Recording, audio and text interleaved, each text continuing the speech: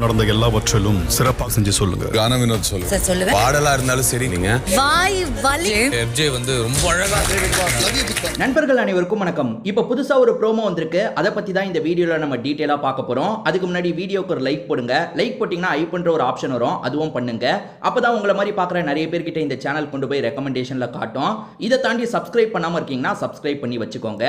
அதாவது வீக்லி வந்து 2 best பர்ஃபார்மரை select பண்ணுங்கன்னு பிக் பாஸ் சொல்லுவார் பார்த்தீங்களா. இப்படி செலக்ட் ஆகிறவங்கள அந்த தலை போட்டிக்கே சேர்த்து விடுவார். அந்த மாதிரி தான் பெஸ்ட் பர்ஃபார்மர் யாரு ஒவ்வொருத்தராக சொல்லுங்கன்ற மாதிரி சொல்லிட்டாரு.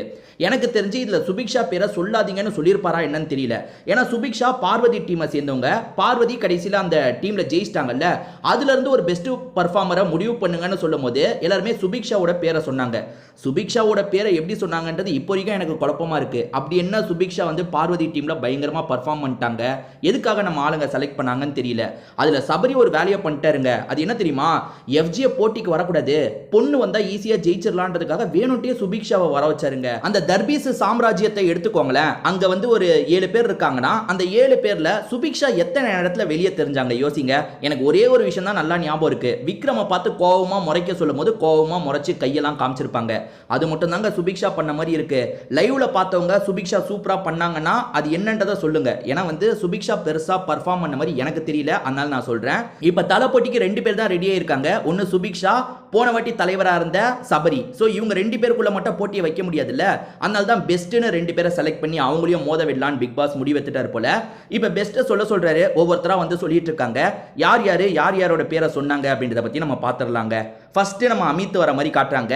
அமித் வந்து கானா வினோத்தை சொல்றாரு, நல்லா பர்ஃபார்ம் பண்ணாரு, பாட்டெல்லாம் நல்லா இருந்தது அப்படின்ற மாதிரி சொன்னாரு. ஏத்துக்கலாம். ஏன்னா வந்து வெளியே தெரிஞ்சது எனக்கு தெரிஞ்சு ஒரு 3-4 பேர் தான். கானா வினோத், திவாகர், பார்வதி, அந்த மாதிரி ஒரு 4-5 பேர் தான் உண்மையிலேயே வெளியே தெரிஞ்சாங்க. நம்ம பார்த்த அந்த 1 மணி நேரம் எபிசோடு லைவ் நான் அப்பப்ப பார்த்தேன். அதுல வெளியே தெரிஞ்சது அவங்க தான். அதே மாதிரி எஃப்ஜே கேம் நல்லா விளையாண்டான், அதையும் நம்ம சொல்லி தான் ஆகணும். சரி, முதல்ல வந்து அமித் என்ன பண்றாரு, கானா வினோத்னு சொல்றாரு. அடுத்ததா கனி வரதை காட்டுறாங்க. கனியும் கானா வினோத்தோட பேரை தான் சொல்றாங்க. ஸோ அவர் நல்லா பாடினாரு, என்டர்டைன்மெண்டா இருந்தது அப்படின்ற மாதிரிலாம் சொல்றாங்க. அடுத்ததா விக்ரம் சொல்றதை காட்டுறாங்க. விக்ரமும் வந்து யார் பேரை சொல்றாரு, கானா வினோத் பேரை தான் சொல்றாரு. ஆக்சுவலா விக்ரம்க்கு இங்கெல்லாம் உருவ கேள்வி பிரச்சனையா இருக்காதுங்க. கானா வினோத் நல்லா பாடினாரு, சரி, அவ்வளோ உருவ கேள்வி பண்ணாரு, அதெல்லாம் தப்புன்றது விக்ரம்க்கு தெரியாதா? சரி விடுங்க, கானா வினோத் பேரை அவர் சொன்னாரு. அடுத்ததா அரோரா இருக்காங்கல்ல, வாய் வலிக்க சிரிக்க வச்சுக்கிட்டே இருந்தாரு, பயங்கரமா வாயெல்லாம் வலிச்சது. அந்த அளவுக்கு கானா வினோத் அண்ணன் காமெடிலாம் பண்ணாருன்ற மாதிரி சொல்றாங்க. அப்படி என்ன காமெடி பண்ணாருன்னு தெரில. நான் 1 மணி நேரம் எபிசோட லைவ்ல கொஞ்சமா பார்த்தேன். அப்படிலாம் ஒன்றும் காமெடி பண்ண மாதிரி இல்லை, புள்ளி பண்ண மாதிரி தான் எனக்கு தெரிஞ்சது. உங்களுக்கு எப்படி தெரிஞ்சது? அவர் நல்லா தான் காமெடி பண்ணாரா அப்படின்றத நீங்க சொல்லுங்க, ஓகேவா? ஆக மொத்தத்தில் 4 ஓட்டு இப்பயே கானா வினோத்துக்கு வந்ததை காமிச்சிட்டாங்க. ப்ரோமோலியே 4 ஓட்டு வந்ததை காமிச்சிட்டாங்க. அடுத்ததா ரம்யா பேசுறதுக்காக வராங்க. ரம்யா யார் பேரை சொல்றாங்கன்னா அரோராவோட பேரை சொல்றாங்க. அரோரா நல்லா பர்ஃபார்ம் பண்ணா அப்படின்ற மாதிரி சொல்றாங்க.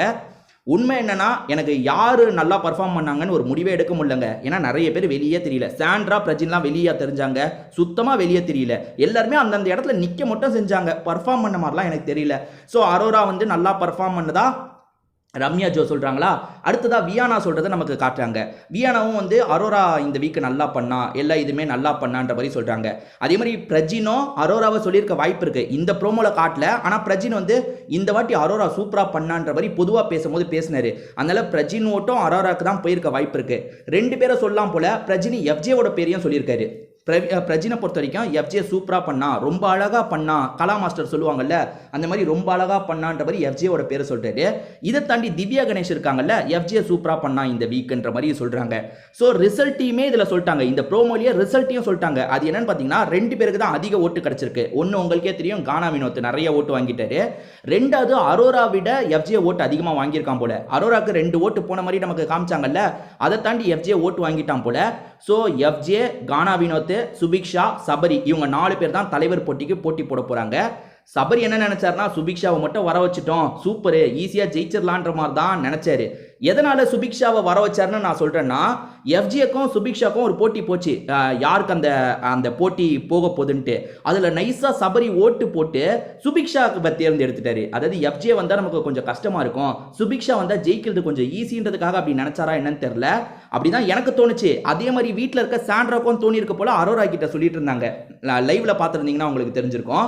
ஆக மொத்தத்தில் வந்து சபரி வந்து சுபிக்ஷா கிட்ட மோதி ஜெயிச்சிடலாம்னு நினைச்சாரு. இப்போ கானா வினோத்தும் இருக்காரு, எஃப்ஜேவும் இருக்காங்க. ஸோ 3 பசங்க ஒரு பொண்ணு, பொண்ணுக்கு தான் ஜெயிக்கிற வாய்ப்பு கம்மியாயிடும் பிசிக்கல் டாஸ்க்னு வந்தா நான் சொல்றேன்.